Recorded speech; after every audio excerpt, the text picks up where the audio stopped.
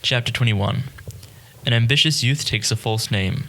An old man who misses his friend falls ill. When asked his name by the monk, the young man who was reading in Sweet Dew Temple stepped forward with a bow. "My name is Niu, father," he answered, "and I live in the street in front. Because I was brought up in my grandmother's home in Pukow, they call me Poon Lang. I lost my parents when I was young and have only a grandfather of only 70, who can just make ends meet by keeping a small chandler's shop. He sends me out every day with this list of debts to collect payments. And one day when I passed the school and heard them reading, it sounded so pleasant that I stole some money from the shop to buy a book. I'm sorry I've disturbed you." "Not long ago," declared the monk, "I was saying that though some people spend so much to engage tutors for their sons and brothers, the lads won't study. And here you are stealing money to buy a book to study. That's a good sign. But the ground is cold here, and the light by the shrine is dim. I have a table in the hall and a hanging lamp. Why don't you sit there to study? You would find it more comfortable." Niu Pu Lang thanked the old monk and followed him into the hall, which was very peaceful and contained a square table with a hanging oil lamp above it. From that day onwards, Niu Pu Lang would read on one side of the hall, while the monk practiced yoga on the other, and so they continued till nearly midnight every night. One day, when the old monk overheard what Niu Pu was chanting, he walked over. "Why, son," he said, "I thought you wanted to pass the examinations in order to go up in the world, and that you had brought essays to study. Now I hear it's poems you're reading. What use are they?" Tradesmen like us can't dream of passing the examinations," said Niu Pu Lang. "All I want to do is read a few poems to acquire a little refinement." Hearing him speak in this lofty manner, the old monk asked, "Can you understand those poems you're reading?" "Very few of them. But when I can understand one or two lines, that makes me happy." "Well, if you like poetry, when you have read some more, I'll show you 2 volumes of poems which I am sure will make you even happier." "What poems are those, father? Why not let me see them now?" "Don't be in such a hurry," the monk laughed. "You'll have to wait a while." Sometime after this, the monk went to the country to recite Buddhist sutras for a certain family, and was away for several days. He had locked his room and asked Niu Pu Lang to keep an eye on the hall. "What poems can the old monk have that he won't show me?" wondered the lad. "He's making my mouth water." Then he thought, asking is not as good as taking. That evening he opened the old monk's room and slipped in. On the table were an incense burner, an oil lamp, a rosary, and some tattered old canons. But when Niu Pu Lang looked through these, he could not find any poems. "Can the old man have been deceiving me?" he wondered. A search by the bed, however, revealed a casket with a copper lock, and when he unlocked it, he found inside 2 well-wrapped volumes with silk covers bearing the title, "The Poems of Niu Pu Yi." "This is it," said Niu Pu Lang. Hastily taking the books, he refastened the casket and left the room, locking the door behind him. And when he studied the 2 volumes under the lamp, he could have jumped for joy. For whereas he usually read Tang Dynasty poems, which were too difficult for him, these were written by a contemporary, and he could understand 5 or 6 out of every 10. He was in raptures.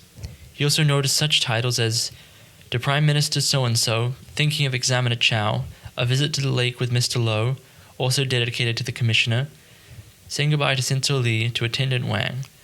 The remaining poems were dedicated to prefects, district magistrates, county magistrates, or other high officials. "These are all titles of present-day officials," thought Niu Pu Lang.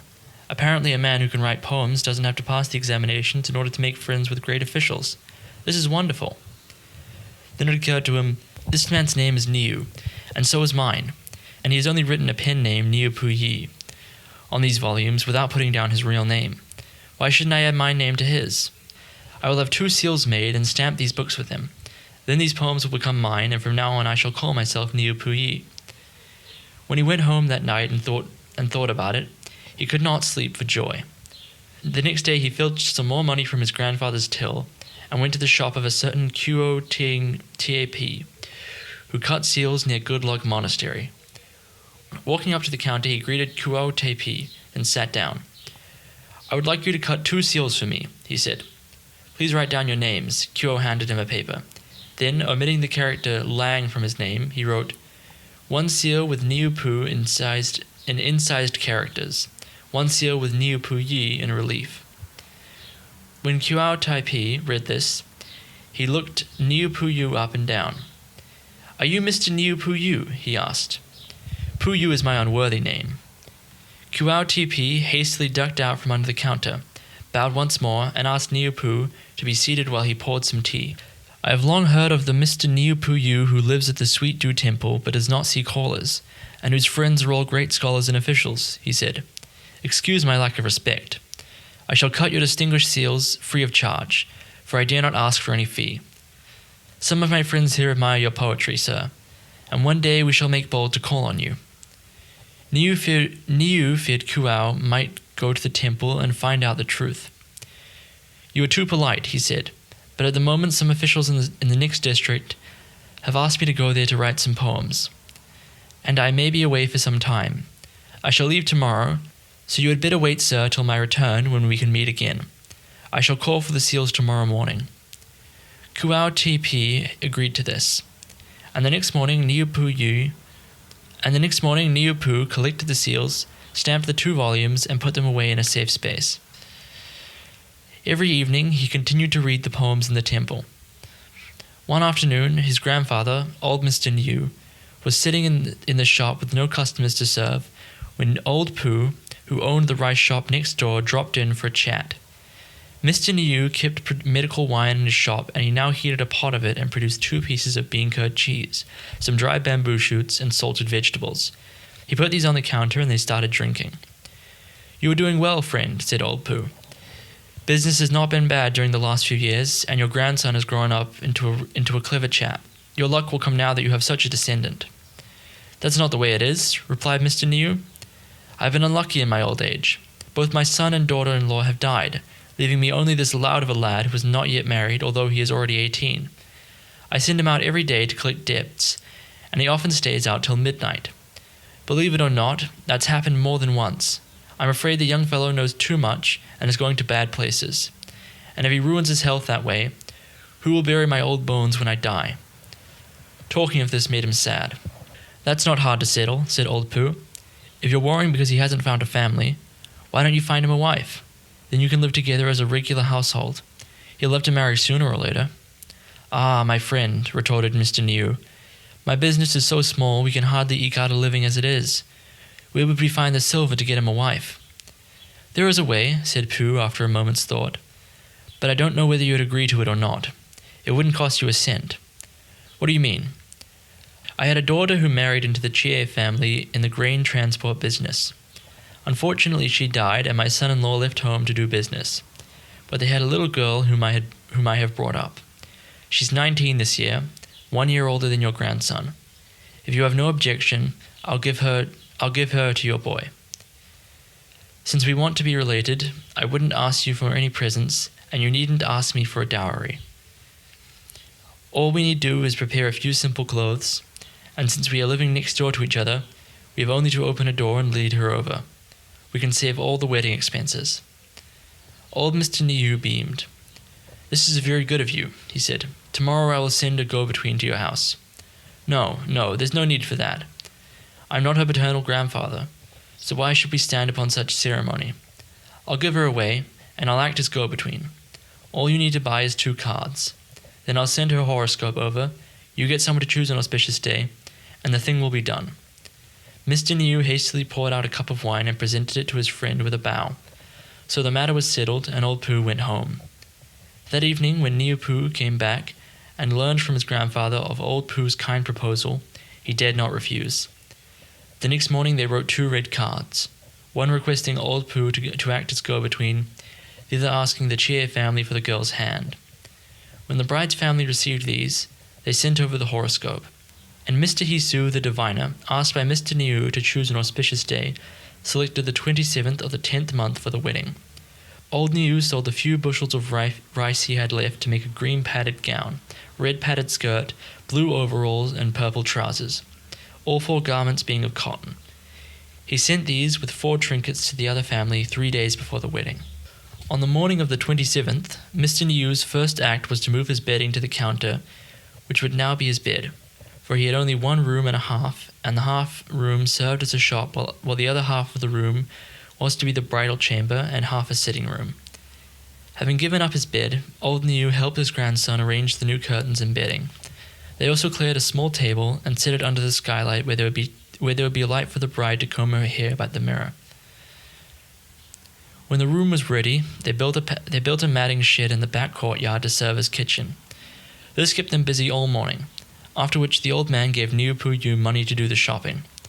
Old Pooh had prepared a mirror, candlestick, teapot, basin, chamber pot, and 2 pillows, which were now carried over by his eldest son, Pooh Ching, who bowed to Mr. Niu as soon as he had put them down. Very much embarrassed, Mr. Niu asked him to take a seat, while he hurried behind the counter to fetch 2 pieces of candied orange and some crystallized fruit from a pot. He then poured out a bowl of tea and presented it with both hands. "I don't like giving you so much," he said. "Don't say that, uncle," replied Pooh Ching. "This is our duty." He sat down and drank tea. Presently, Niu Puyu came in wearing a new tile-shaped cap, new blue cloth gown, new shoes, and new socks. He was followed by a man carrying several large pieces of pork, 2 chickens, a big fish, and some bamboo shoots and celery, while he himself had brought the oil, salt, pepper, and other spices. "Come quickly and pay your respects to your uncle," said old Niu. Niu Pooh put down his things and bowed to Pooh Ching, then dismissed the porter with a tip and carried the food to the kitchen. At this point, Mr. Pooh's second son, Pooh Heesin, came in with a workbox containing the bride's needle, thread, and the uppers of the shoes she was making. He had also brought a big tray holding 10 teacups with fruit in them for the ceremony the next morning. Mr. Niu prevailed on him to have some tea too, and Niu Pooh bowed to him also. After sitting there for a while, the 2 brothers took their leave, and Mr. Niu went to the kitchen to prepare for the feast, which kept him busy all day. When evening came, he lit 2 tall, red, flower-decorated candles from the shop in the bridal chamber, and asked 2 old women of the neighborhood to lead the bride over to bow before the candles, while he prepared a feast for them in the bridal chamber. After that, he set another table in the sitting room, lit candles, prepared the bowls and chopsticks, and invited the Pooh family over. First he poured a libation to heaven and earth, then, filling another cup, he offered it to old Pooh and asked him to sit in the seat of honor. "I owe this match to you, my friend," he said, "and I am more grateful than I can say. But we are too poor to entertain you to a proper feast. We can only offer you a cup of watery wine. I'm afraid this will also make both uncles lose face. You must excuse us." He made a deep bow, and old Pooh bowed in return. Mr. Niu wanted to bow to old Pooh's sons as well, but they declined repeatedly, bowed to him, and sat down. "This can't be called a feast," went on Mr. Niu. "But now that we are one family, I'm sure that you'll not laugh at me. Of course, although we have nothing else, we do have tea and charcoal. So now I'm going to brew a pot of good tea for you, and hope you will keep me company till dawn, when the bride and bridegroom will come out to kowtow. This is all I can do to express my thanks. My granddaughter is just a girl and doesn't know how to behave," said old Pooh. Her father is away too, so that she brings no dowry at all. I can hardly hold up my head for shame. But I'll be glad to stay here till dawn. I've been wanting to talk to you anyway, my friend." So when the feast was over, Pooh Ching and Pooh Heesin went home, while old Pooh sat down till the next morning, when the bride and bridegroom dressed themselves and came out. They asked Mr. Niu to take the seat of honor and kowtowed first to him. "Grandson," said old Niu, "it hasn't been easy bringing you up, and now thanks entirely to your new grandfather, you've been able to get married and have a family of your own. Starting today, I shall leave you in charge of the shop and all the business. You'll do the buying and selling and giving credit. I'm old and the work's become too much for me. I shall just sit here to keep an eye on things, and you can consider me as an old assistant. You have a good wife. I hope you'll live together to be 100 and have many sons and grandsons." After kowtowing to Mr. Niu, they asked old Pooh to accept their respects and kowtow to him. "If my granddaughter does anything wrong," said old Pooh to Niu Pooh, "point it out to her. You must respect your elders, my girl, and obey your husband. You're the only woman in the house, so see that you work hard and don't give Mr. Niu cause for anxiety." When old Pooh had helped the young couple up, he declined Mr. Niu's invitation to breakfast and went home. After that, the 3 of them lived together. Old Pooh did not go to the temple for some time after his marriage. One day, however, he happened to pass that way to collect a debt. As soon as he reached Floating Bridge, he saw 5 or 6 horses loaded with baggage and attended by guards outside the temple. And when he went closer, he saw 3 or 4 men in big felt hats and silk tunics sitting on the benches west of the main hall, holding whips in their left hands and tugging at their beards with their right. They sat cross-legged, so that you could see their pointed black shoes with white soles. Niu Pu dared not go in, but the old monk caught sight of him. "Why haven't you been here for so long, son?" he called. "Come on in, I want to talk to you." Screwing up courage to enter, Niu Pu saw that the monk had packed his belongings and was about to leave. "Why are you all packed up, father?" he asked in surprise. "Where are you going?" "Those men out there have come for Mr. Chi, the general commandment of the capital," said the monk. "He used to be my disciple, and now that he has become a great official, he has sent these men to invite me to become the abbot of Pao Kuao Monastery in the capital. I wouldn't have gone if the friend who died here recently had not told me that he had a friend who had gone to take the metropolitan examination. I shall make use of this trip to the capital to look for him and see if he will take the coffin back. If I succeed, I shall have discharged my duty towards my dead friend. The other day I told you, didn't I, that there were 2 volumes of poems that I wanted to show to you? Well, those are the work of my friend who is dead. They are in the casket under my pillow. I've no time now to get them out, but you can open the casket and take them for yourself. There is some bedding to which I can't take with me, and some other odds and ends. You may take them all. Please look after this place for me until I come back." Niu Pu was about to ask some more questions when the strangers came in. "It is early enough to cover a few dozen miles," they said. "Please mount quickly, father, so as not to hold us up." They carried out the luggage, hustled the old monk into the saddle, and mounted themselves. Niu Pu saw them out, and had barely time to wish the old monk a safe journey, for the horses galloped off with pounding hooves. As soon as they were lost to sight, Niu Pu went back inside to make an inventory of the things, then took the lock from the old monk's room, walked out, locked the temple gate, and went home to sleep. The next morning he went back to the temple, thinking, "Since the old monk is gone and there's nobody to expose me, why not pass myself off as Niu Pu Yi?" He then took a sheet of white paper and wrote on it, "The lodging of Niu Pu Yi." After that he took to going there every day. About a month later, old Niu, who was sitting in the shop with nothing to do, decided to check the accounts. He found that they had very few debtors left, and that only a few dozen coins were coming in every day, barely enough for rice and fuel. When he figured that 7/10 of the capital was lost, and that the shop would soon have to close, he was so angry that he could only glare about in silence.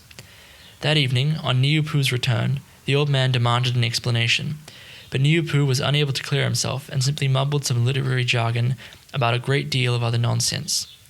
His grandfather fell ill of rage, and since he was an old man of 70 with lowered resistance and had no cordials to help him, in less than 10 days he died. Niu Pu and his wife started wailing at the top of their voices, and old Pu, hearing them, hurried over. When he saw the dead man, he called out, "Old friend," and his tears fell like rain. "This is no time for you to cry," he said, seeing Niu Pu weeping too bitterly to speak. "Tell your wife to attend to your grandfather, while we go to see about a coffin and mourning." Niu Pu wiped his eyes, thanked old Pu, and went with him to a shop the old man knew, where they brought a coffin on credit. They also brought white cloth and asked a tailor to make mourning clothes as quickly as he could. That same evening, the body was put in the coffin, and the next morning they hired 8 carriers to bear the coffin in the ancestral graveyard. Old Pu also enlisted the services of Mr. Hisu, the diviner, and rode on a donkey to choose a place for the grave. This done, he saw his friend buried, and after weeping once more, returned with the diviner to the city, leaving Niu Pu to watch by the grave for 3 days. As soon as old Pu reached home, all sorts of tradesmen came to demand payment, and he promised them that they should have their money.